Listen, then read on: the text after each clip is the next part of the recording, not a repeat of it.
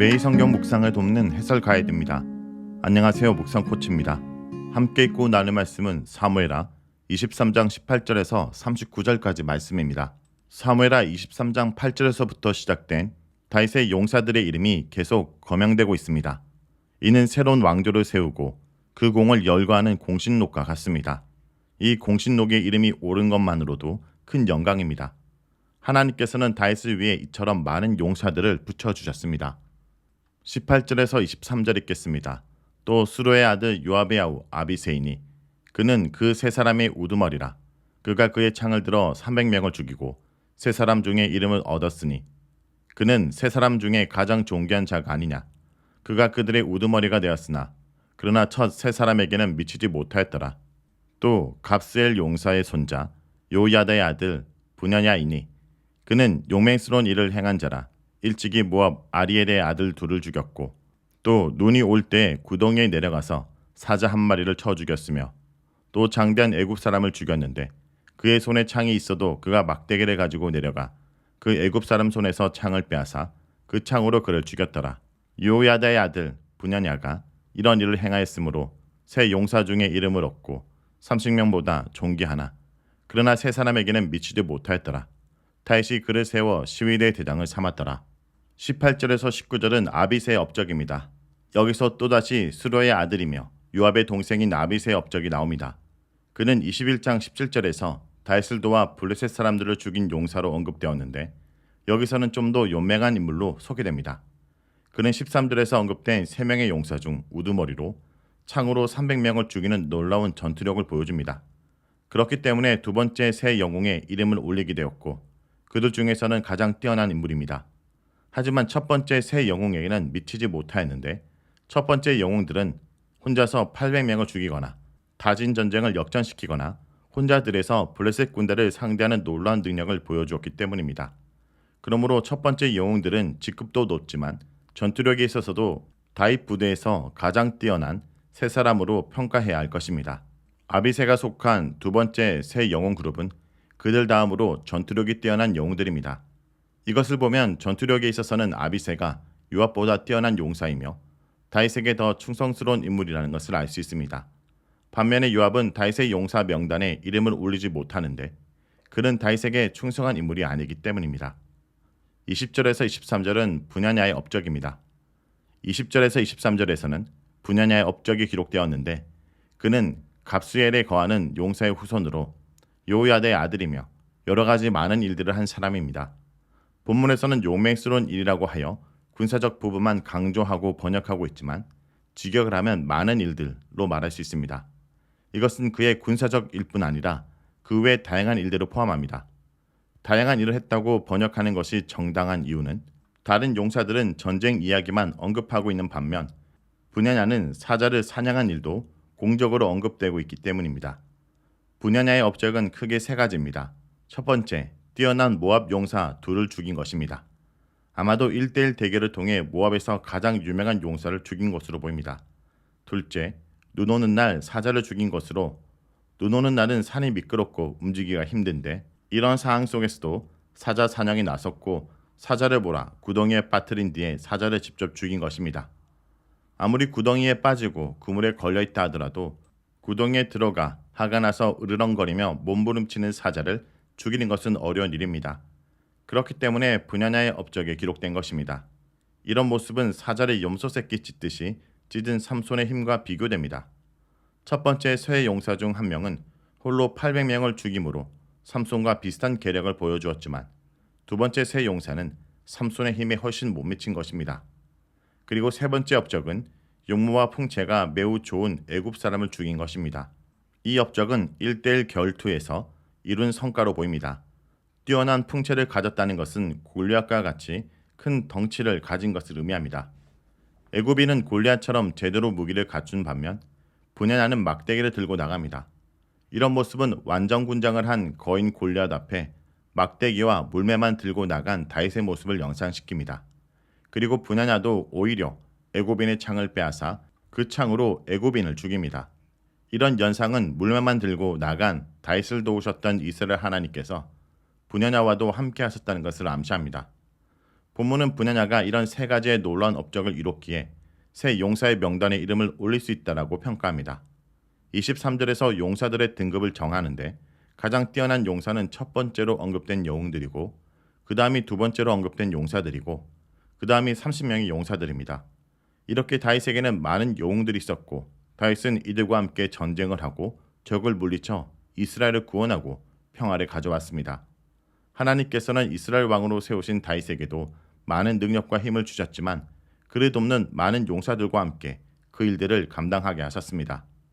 다윗 옆에 이렇게 훌륭한 용사들이 많이 있다라는 것은 하나님의 은혜입니다. 하나님의 은혜 안에 있는 사람에게는 늘 도움의 손길이 있으며 함께할 동료들을 보내주십니다. 하나님 나라의 일은 혼자서가 아니라 같이 해나가는 것이며 같이 해나갈 때 그 안에 사랑과 은혜가 더욱 넘치게 됩니다. 24절에서 39절 읽겠습니다. 요압의 아우 아사엘은 30명 중에 하나요. 또 베들레헴 도도의 아들 엘하난과 하롯 사람 삼훗과 하롯 사람 엘리가와 발디 사람 헬레스와 드구와 사람 이게스의 아들 이라와 아나돗 사람 아비에셀과 후사 사람 무분네와 아호와 사람 살몬과 느도바 사람 마하네와 느도와 사람 바하나의 아들 헬렙과 베냐민 작속에 속한 기브아 사람 리베의 아들 이때와 비라돈 사람 분야냐와 가하스 시내가에 사는 hit대와 아르바 사람 알비 알본과 바르흡 사람 아스마웻과 사알본 사람 엘리아바와 야센의 아들 요나단과 힐랄 사람 삼마와 아랄 사람 사랄의 아들 아이함과 마가 사람의 손자 아스베의 아들 엘리벨렛과 길로 사람 아이도벨의 아들 엘리암과 갈멜 사람 헤스레와 아랍 사람 바알레와 소바 사람 나단의 아들 이갈과 갓 사람 바니와 암몬 사람 셀렉과 수로의 아들 요압의 무기를 잡은 자 부에못 사람 라하레와 이대 사람 이라와 이대 사람 가렙과 헷 사람 우리아라 이상 총수가 37명이었더라. 24절에서 39절은 다윗의 30인의 용사의 이름입니다. 이 단락은 다윗의 30인의 용사 이름이 기록되어 있습니다. 24절에서 29절에 언급된 사람들은 대부분 다윗의 고향 베들레헴 근처의 사람들로 다윗을 지지했던 유다 지파 사람들과 베냐민 사람들이 먼저 언급되고 있습니다. 첫 번째는 요압의 아우 아사엘입니다. 아사엘은 어린 나이에 죽은 요압의 아우로 발이 빠른 것이 장점이었지만 그것을 믿고 백전노장인 아브넬을 죽이겠다 뒤쫓다가 아브넬에게 죽임을 당했습니다. 결국 이 사건으로 요압은 아브넬을 죽였고 하마터면 유다와 이스라엘의 통일 왕국을 세우는데 물거품이 될 뻔하였습니다. 그 다음 사람은 베들레헴 도도의 아들 엘하난인데 그는 골리앗의 아우 라흐미를 죽인 인물입니다. 발디 사람 헬레스는 갈렙 부족으로 추측하는데 발디라는 지명은 유다의 최남단에 있는 벨렛을 가리키는 것으로 보이기 때문입니다.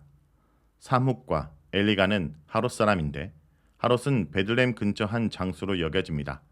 26절에 드구아는 베들레헴에서 북쪽 멀지 않는 곳에 위치하고 있으며 드구아의 지혜로운 여인이 이곳 출신입니다. 27절에 아나돗은 예레미야의 고향으로 예루살렘에서 북동쪽으로 약 5km 지점에 위치합니다.